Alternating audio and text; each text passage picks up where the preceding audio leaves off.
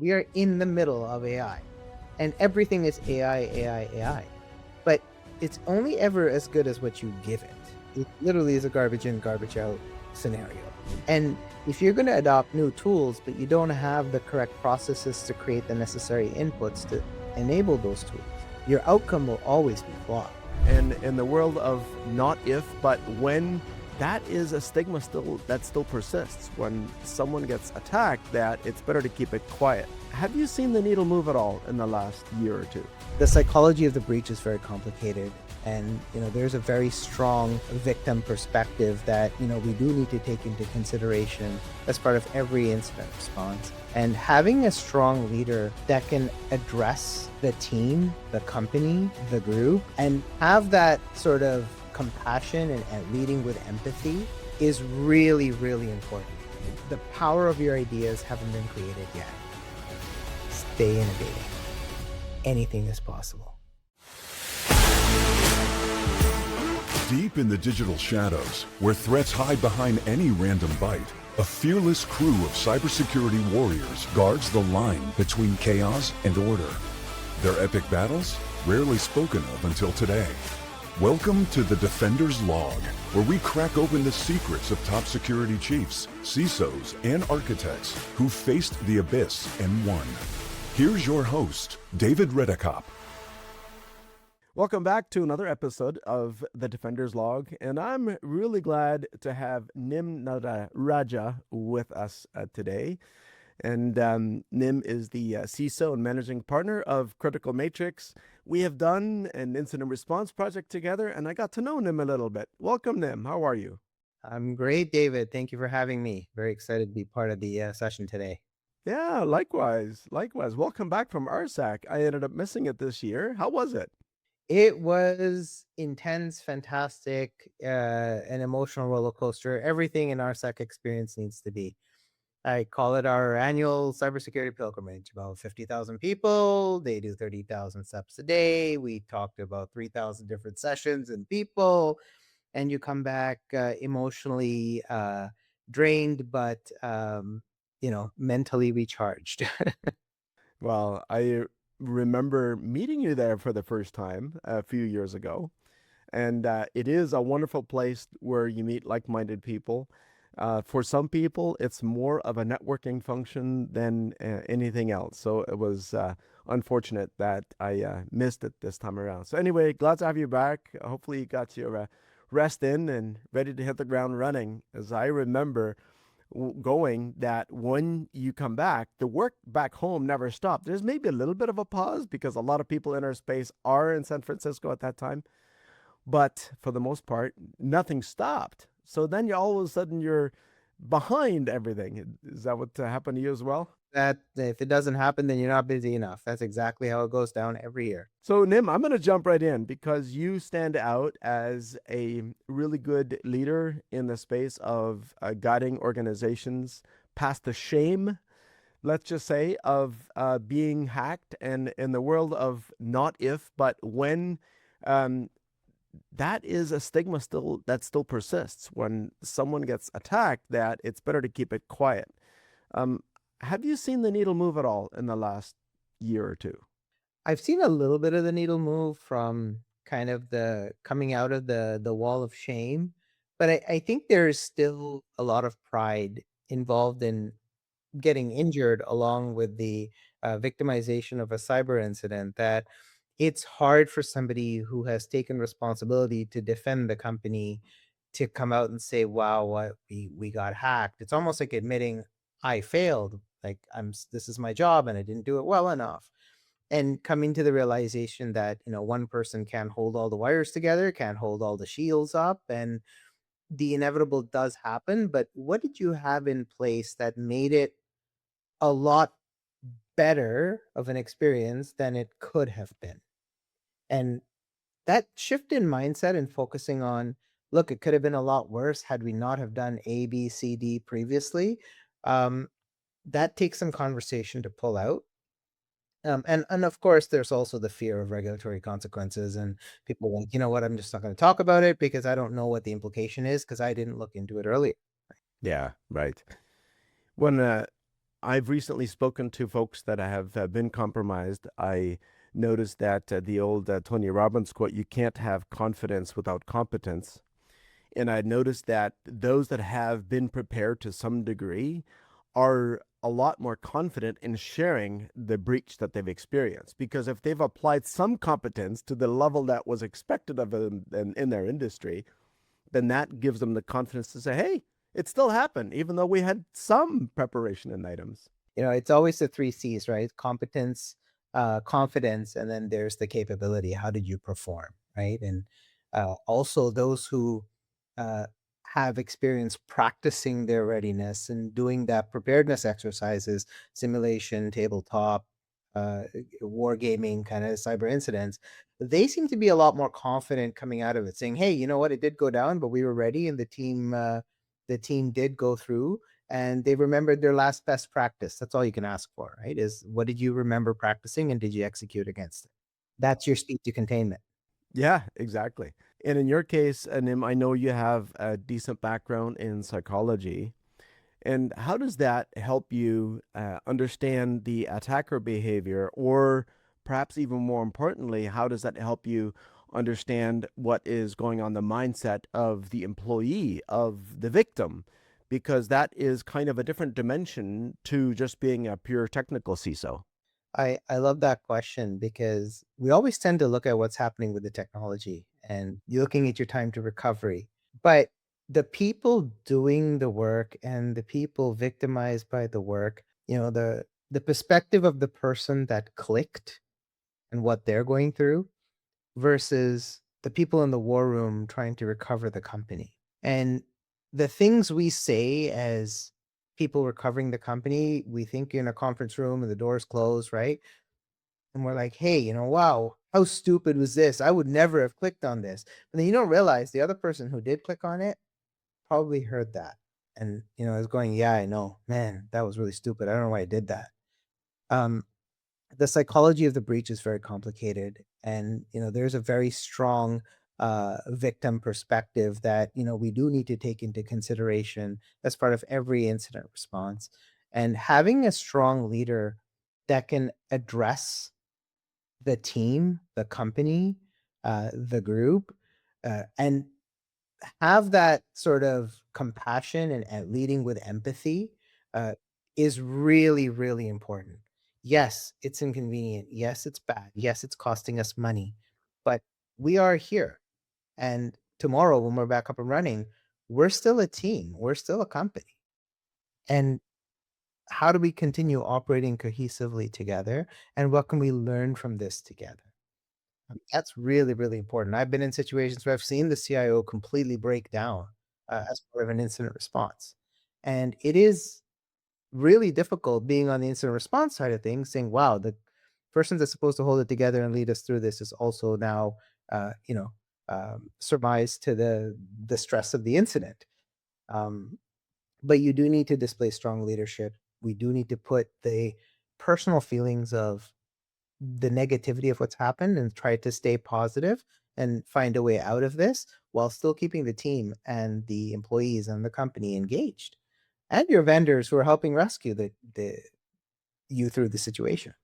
Yes, and I was with you in at least one of those occasions when we saw this happen, and my heart just went out to that CIO because this was a very personal violation of what was his domain of expertise. Company was counting on him, his processes, which, you know, as far as he knew, was rock solid as best as he knew how. So yeah, you definitely demonstrated a great deal of patience and understanding because at that point they basically have no choice but to trust the incident response team to do the right thing, and they're basically hoping that for the first while that they made the right choice. And so it is a highly vulnerable situation but equally rewarding when you come out the other end. So I've witnessed you do that and do that quite well.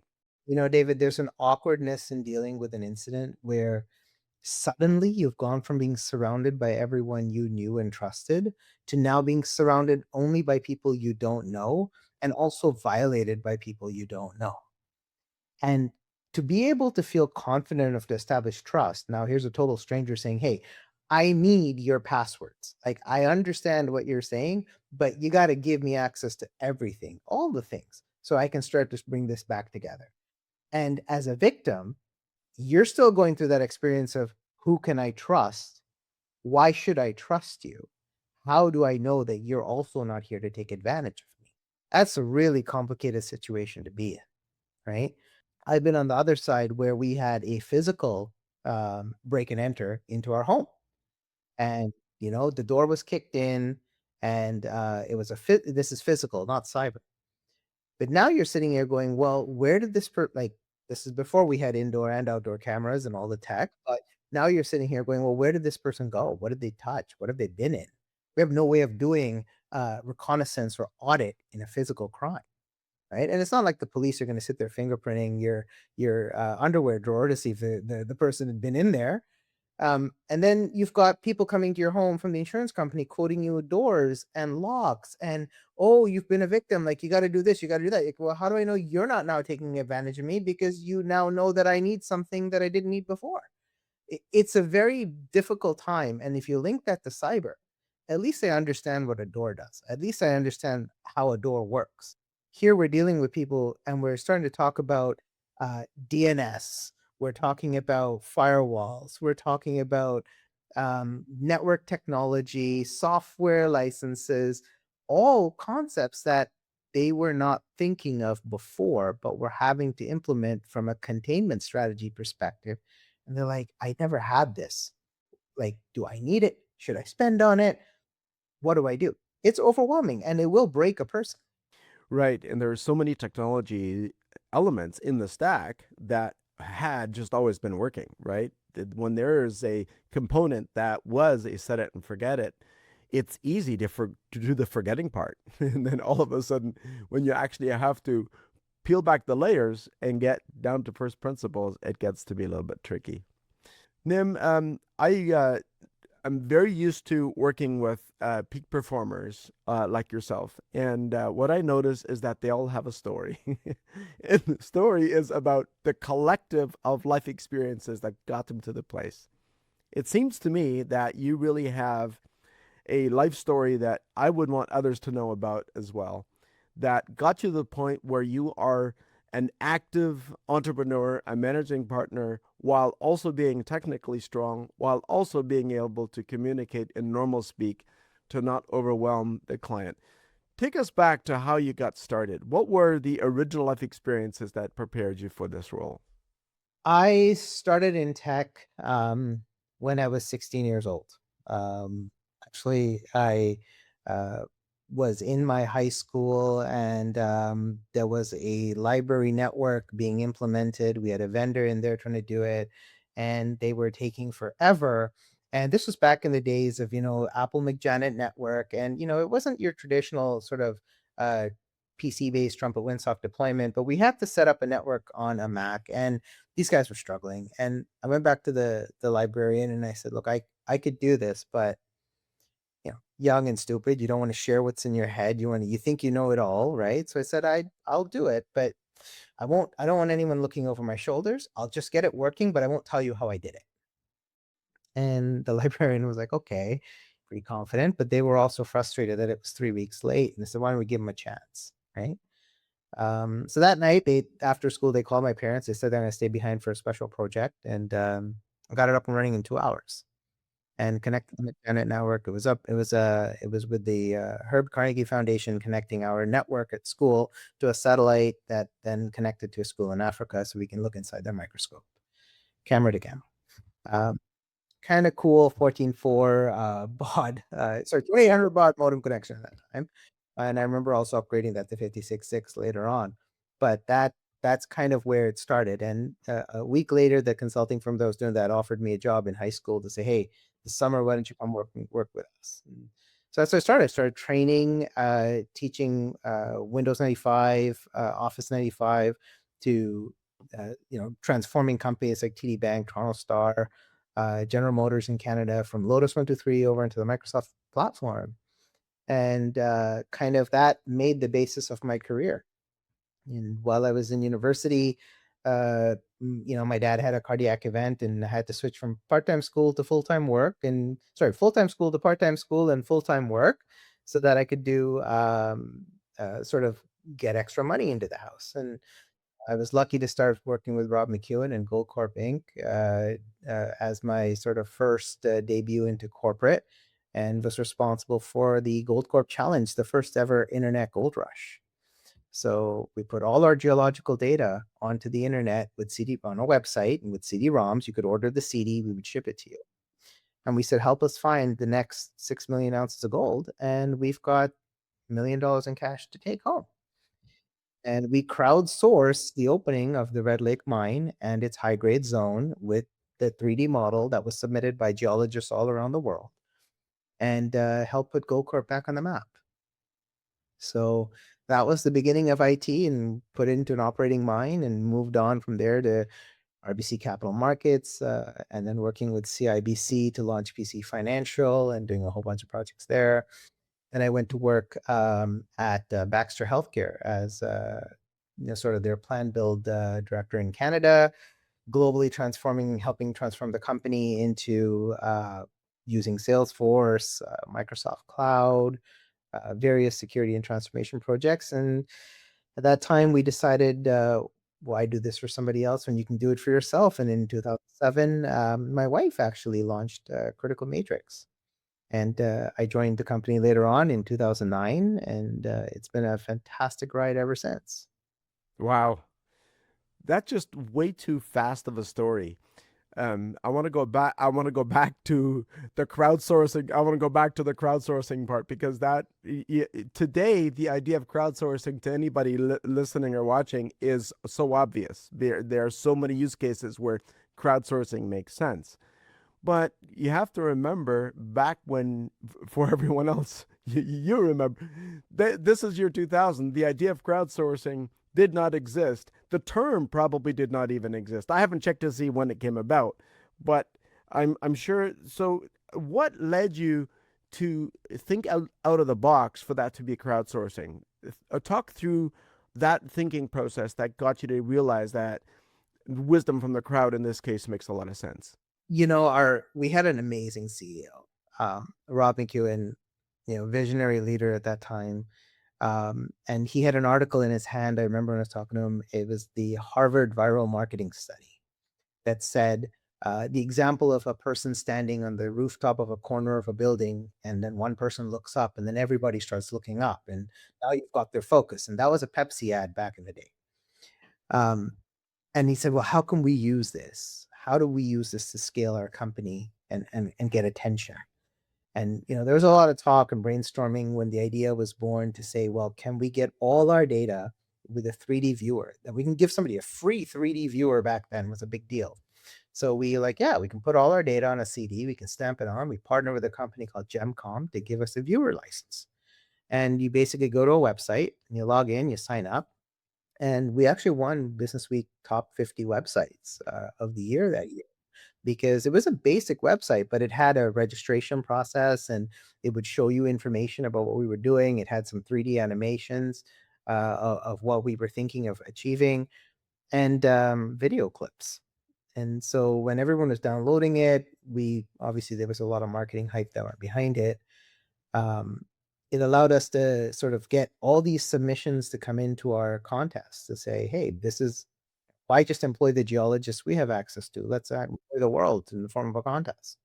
We had submissions from Australia, Japan, all over US, Europe, Africa, and some amazing thought leaders, some wonderful submissions. And we had experts go through them, find the gold. And then the next task was setting up the technology infrastructure needed to move ahead with operationalizing, going and discovering and exploring and finding that gold. That is brilliant. That is brilliant. I remember you telling that story the first time. I'm like, okay, if this guy's behind that thinking process, we're going to be friends, because there's so many times when we are just forced to think outside the box, because that's the only spot there's a solution, right? Yeah. So you're talking about scaling there. And because clearly that was at the front of your mind, is how do we do this so that it can scale all the way through? And that's the position that a lot of managed service providers find themselves in today, because in order to offer a significant economic exchange, a value exchange, you have to be able to scale, right? You have to be able to do more with less.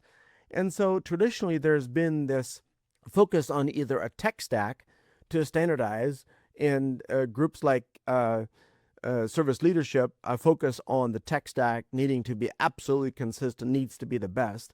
And then there's process discipline. And maybe it's both. How do you, in your experience, how is the best way to balance those two principles between choosing the right tech stack versus having the right process discipline? You know, to be a good author, it doesn't matter if you've got Microsoft Word, or you've got the Word Perfect 6.1 on MS-DOS, right? And we fall into this trap as business owners, MSPs, and security companies, where we think it's the tool that's going to make us good. But, quality disciplined action, which is driven by a good process, often gets overlooked. And then the question becomes, well, maybe the tool is going to tell us the process. Like, let's just buy a tool and we'll follow the process. And yet, when you open Microsoft Word, just like you open Word Perfect, you end up with a blank white page instead of a blank blue screen. And it comes down to, how are you going to articulate what you want to inside this application? So when it comes to practices, it doesn't matter whether you're using Dynamics or Salesforce or HubSpot for CRM, or if you're using CrowdStrike or Defender or Trend Micro for your EDR, XDR. The tool is less relevant than having the right processes enabled and policies enabled. And then the tool becomes a discussion. Yes, tool will make a difference once you have a good process, because now you can pick and choose what aspects of what tool you want to use the most. But it comes down to getting your processes right first. Yeah, that makes sense. I do have to argue with you, though, about tools, because you're the guy that I used to fight.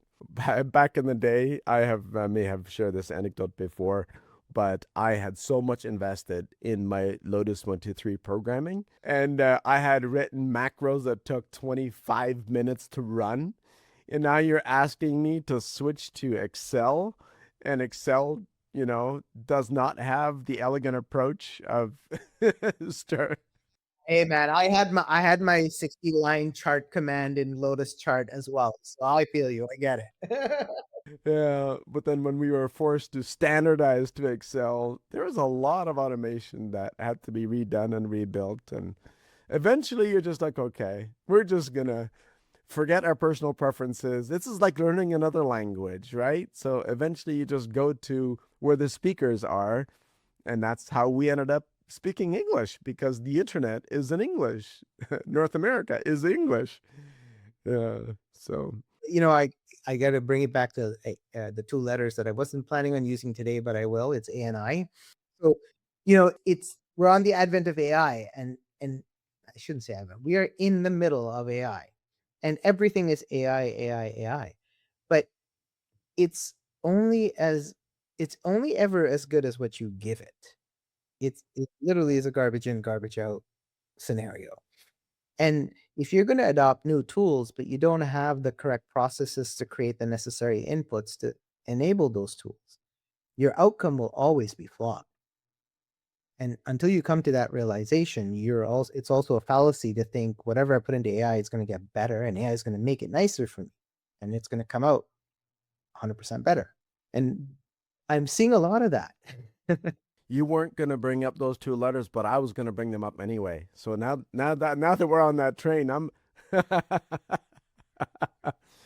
yeah, because how could you be at RSAC and not see that the world's being taken over by agentic AI and all the security that it implies? But before we go to the security side of AI, talk to me about how you feel about this double-edged sword about AI, especially when it comes to intellectual property, because you and I are working a lot with organizations that have intellectual property to protect.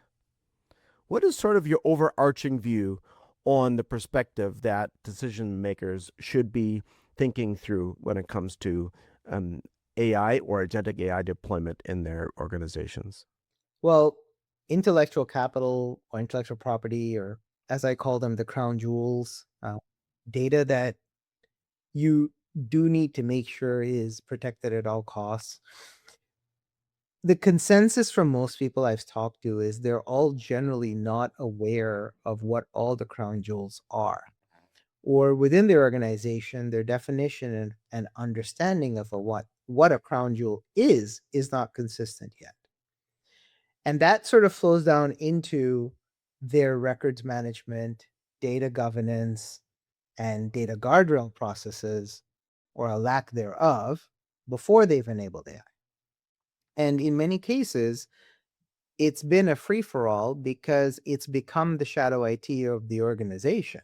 The amount of AI tools and the proliferation of use of AI tools has already happened, and now security and technology are in a position of saying, well, I'm going to pull some of this back. I don't know, there's too many here, which is one extreme, which I'm seeing happen. And then there's the other extreme where somebody saw this coming and they've got 800 rules in the firewall explicitly blocking all the known AIs, and they download a list every now and then and they're re-uploading it, but they didn't realize that within HubSpot there's an AI, within Salesforce there's an AI, like there's all these individuals like inbuilt app AIs that people are using that are not being blocked by these same rules.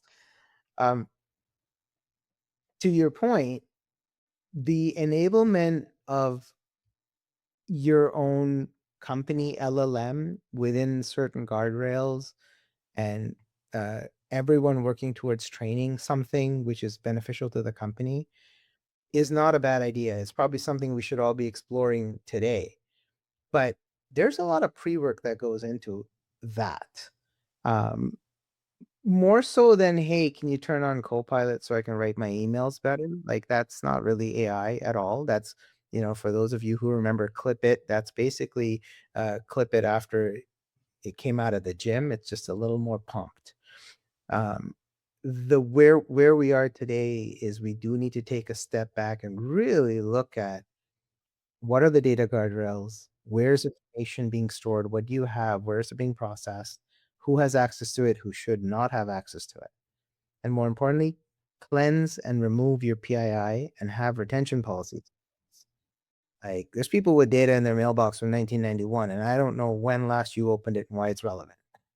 A lot of the very basic elemental work is just downright boring, right? And so it's obvious that very often it doesn't get done. When you're operating in a small business or even a small medium enterprise, and the drive is towards top line and bottom line, these boring behind the scenes cleanup tasks very often get delegated unless there's someone in the role of, we need to worry about future liability if we don't take care of this.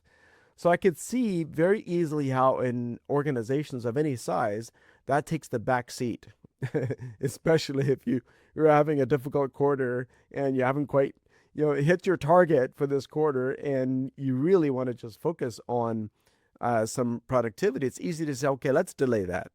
But it sounds like it's really something that we have no choice but to address on a proactive basis. Yeah, if you're not exploring it, someone's already doing it. You are known for, because you sit on several boards, I know, and you're known for having really good pictorial analogies. And what is your favorite way of describing zero trust security, DNS security, AI, LLM, access security, all of these topics that everyone at some point has heard these terms, is aware that they should be paying attention to? What was some of your favorite pictorial experiences that communicated the need for this to be prioritized successfully? Wow. There's so many different analogies. I've used the house, and lately I'm using the under the kitchen sink, because we used to have these locks to prevent my daughter from opening the cupboards, but nowadays she's figured out where the magnet goes, and so she can open the cupboard herself, right? But as a user in the house, and from her perspective all these days, the kitchen sink was just a place where water went, and it went down this hole and it disappeared. But when you get access to that cupboard magnet, Now you open the bottom. You notice that there's hot water, there's cold water, there's a drain pipe, there's this funny looking U that prevents you from losing things. And then on the shelf, there's chemicals. There's bad stuff in there that if you don't know how to use it, and if you don't close the lid properly and secure it, it can cause some pretty bad damage to everything around you if it spills, if you breathe it, and so on. And this is kind of the underlying premise of technology, that the business forgets that watching a 5-year-old experience the underneath of the sink was kind of cool. Like, wow, all of this is here. What does that do? What is that? Right? To us, it's a sink. It's just cold water, hot water, dishwasher, drain, right? But to somebody understanding this for the first time, it makes you sit back and go, huh, all of this happens just to get water up there into this tub, huh? It's kind of neat. And when it comes to zero trust, when it comes to what we call a DNS and all the different security configurations, uh, that that really puts it into perspective, because you've got your IP traffic, you've got your approved IP traffic, internet traffic, which is cold water, approved is hot water, got the drain where all the information's going, um, and you've got all the controls on top, which is how do you balance it so you don't get burned. Um, so that's something that hit home recently, because I watched the experience happen after my daughter opened the kitchen sink drawer. That's really awesome, because the more we can analogize the tech stack, the more we humanize the interaction and the understanding of what needs to happen when. And it turns out that actually the water analogy works really well in a number of spaces. I asked for my youngest son to understand how energy works. He has an uncle, my brother, who's a high voltage specialist at a steel factory, and I thought, oh, I wonder if AI can teach my son the difference between amps and voltage and watts. And sure enough, it used the water analogy to talk about the thickness of your garden hose and the amount of pressure and how much water is coming out. And so when that happens, all of a sudden you can just see light bulb click in someone understanding it.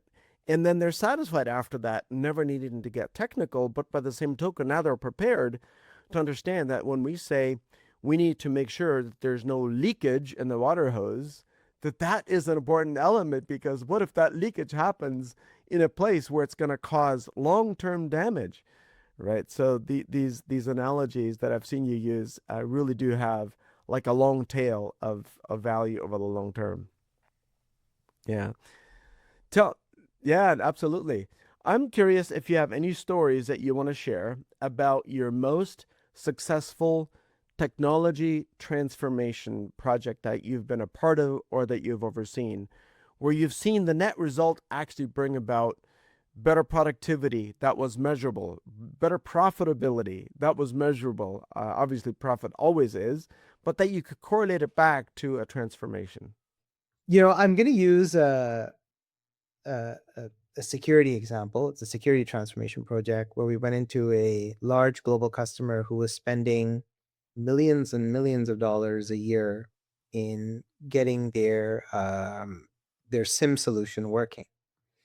And it started with improper log management, improper use case configuration, improper alerting. Like it just everything. There was so much noise, you couldn't discern an actual signal that needed an action, right?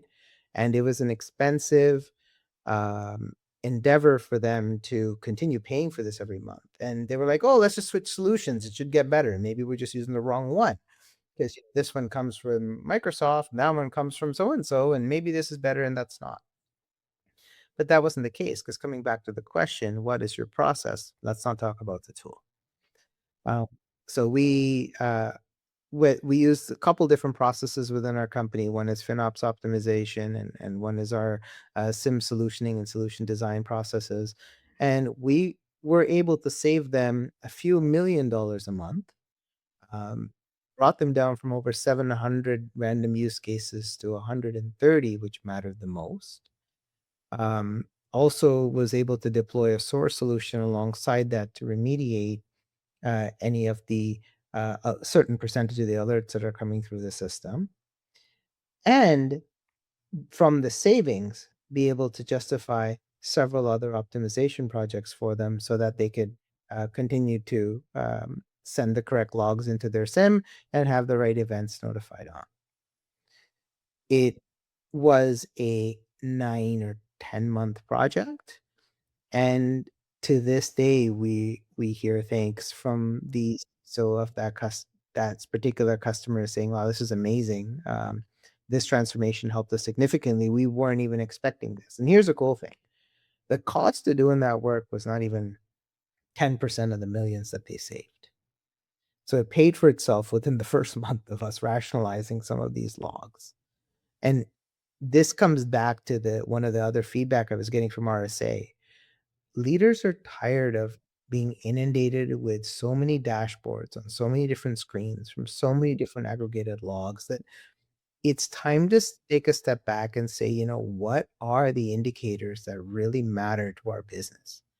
And let's build those metrics based on, financial risk, manufacturing risk, distribution risk, supply chain risk, and focus our signals on things that affect these 5, 7, 9 items. What are the 10 to 12 use cases that map back to this? And let's focus on that, because now you're taking an approach of focusing alerts on what matters while still securing everything else. But the inundation of dashboards and the rush to create a board story at the end of every quarter, um, it's becoming a lot of work because there's tool fatigue. There's way too many tools. Each tool tells a different story. And when you ask someone, "Hey, what's your biggest risk?" they show you one version that matters to them from their vantage point. But then that same CVE that they're showing you as risk number one, it affects their OT network. It affects their, other systems. And it's the one that matters the most is not even on the top of the list, right? So correlation and understanding that layering of IT, OT, biz apps, SaaS apps, and creating that risk profile based on a consolidated view is going to be a huge differentiator to understanding the true exposure of the company. I can see stakeholders very shortly expecting to be able to walk up to their smartphone and basically say, "Hey, I am the subject matter expert in my particular vertical.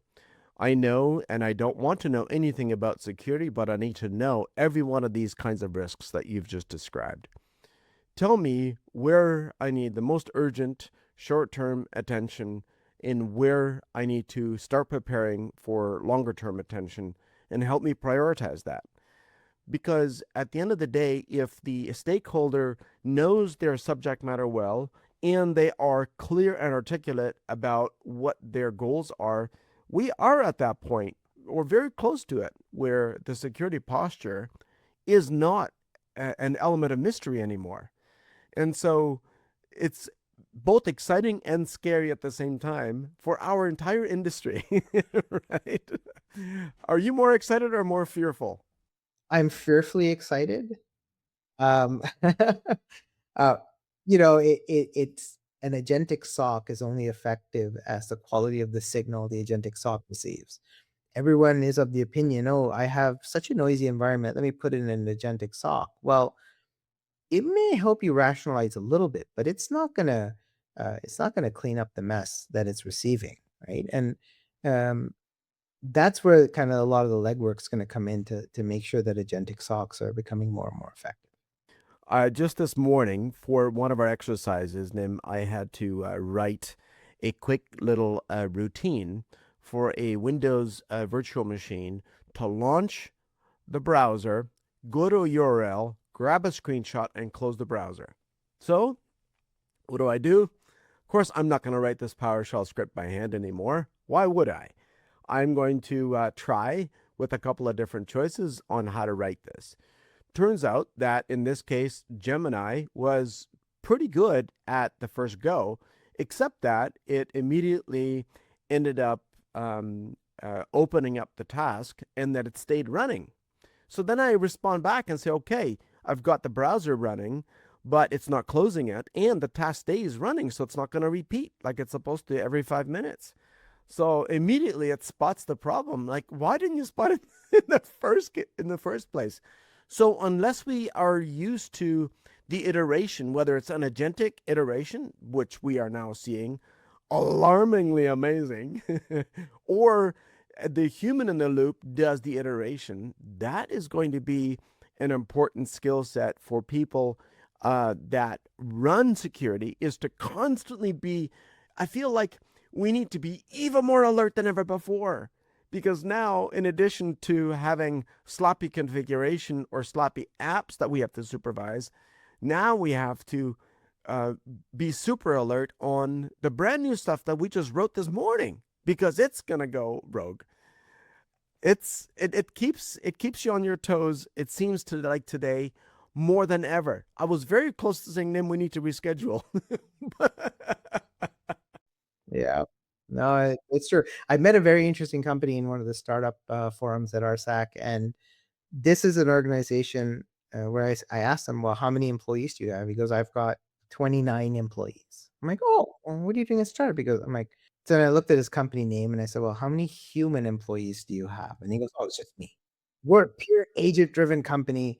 We've got 29 agents, and this is Sue and Bob and Joe and Jane, and this is what they do, blah, blah, blah. I'm like, pretty neat. And they've implemented some creative supervisory controls to manage scenarios like prompt injection or drift, and this hallucination, right? They've put some controls in place, but I'm not sure I'm ready to say that we can have a pure non-human involved agentic security platform that is just agents supervising agents, assigning work to other agents, and agents testing other agents' work. I'm like, I was just like, I don't know if I was mentally ready for that, but it does exist, and vibe coding has allowed it to happen. That's exactly right. My wife and I are blessed with a number of sons, and one of them just sent me a short video, and he's not in the technical stack. Like he's never actively been involved in writing code of any kind, but he writes me or sends me a short video and says, Dad, why don't you do this?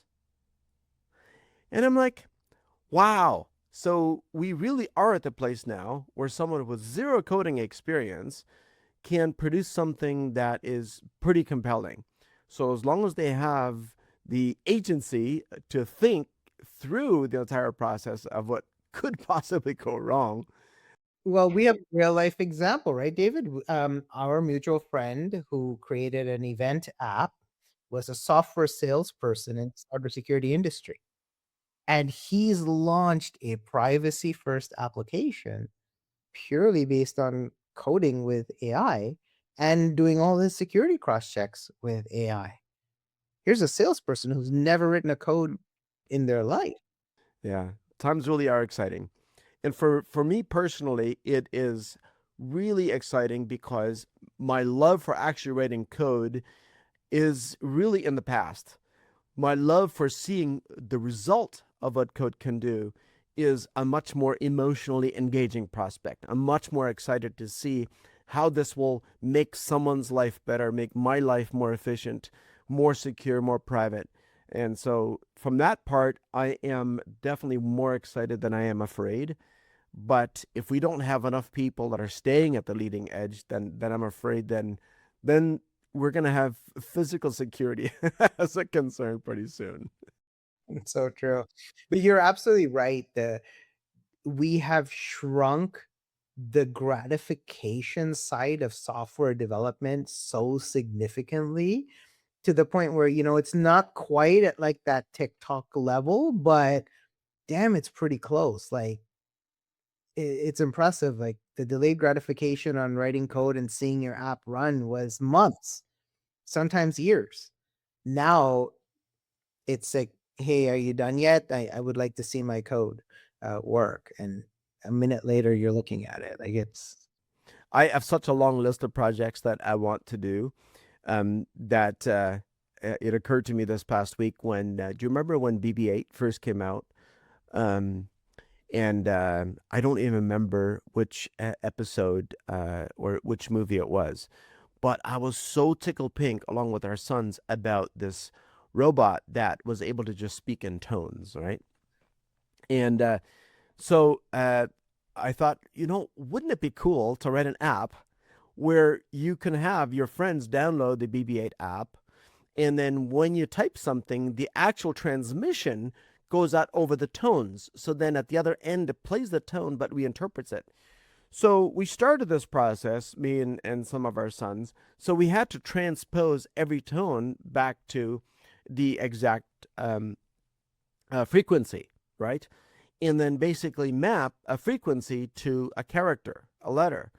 And that's where we got stuck, is just getting further and figuring out, well, how large our alphabet is our alphabet going to be? Are we going to do English language only, right? And so before you know it, you got this scope creep just in thinking about this. But today I realized, wait a minute, you could do it right now. You could literally just modify the scope as you go and get your Claude bot to rewrite it from scratch. So, and we are at the point now where ideas no longer have much value, meaning that all future ideas are approaching zero. Because once execution is so inexpensive, then it means that the volume of ideas will be so large that the price and the value will effectively be zero. The only thing that will have value is the actual net good execution.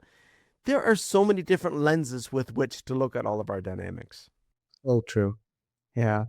Nim, if you had to write one sentence in my Defender's Log logbook for the next generation that they will read 10 years from now, what would it be? One sentence for the next generation to read 10 years from now. Does it have to be a sentence? Can I show them a picture of a cassette or an 8-track and say, can you guess what this is? Do it. Yeah. That's what I would do. I'd be like, hey, you know what this is? Maybe even a CD. Be like, you know what this is? If I had to write a sentence though, the power of your ideas haven't been created yet. Stay innovating. Anything is possible. Because when I was in high school, I never once imagined that there would be self-driving cars, that there would be a solution to write code without knowing, Turing or, Fortran or any of these languages. It really is the era of anything is possible. And according to Moore's law, if we can do what we just did in a period of 18 months with AI, what they can do 10 years from now with the power of computing is going to be mind blasting. So anything's possible. Keep innovating. That is so true. And I'm with you 100%. So that's only going to happen if they stay hungry. So we got to find a way to keep them hungry. You and I are both dads, and we are deeply concerned about the future generation. We want them to have it as good as we did in terms of having the exciting opportunity for a bright future. That's right. That's right. Well, Nim, I really appreciate your time today, and I'm really going to enjoy sharing this with our sons as well. Thank you for coming on the podcast today. Hey, thank you for having me, David. It was a real pleasure. Yeah, we'll do it again. Bye for now. Absolutely, we should. Bye. The Defender's Log requires more than a conversation. It takes action, research, and collective wisdom. If today's episode resonated with you, we'd love to hear your insights. Join the conversation and help us shape the future together. We'll be back with more stories, strategies, and real-world solutions that are making a difference for everyone. In the meantime, be sure to subscribe, rate, write a review, and share it with someone you think would benefit from it too. Thanks for listening, and we'll see you on the next episode.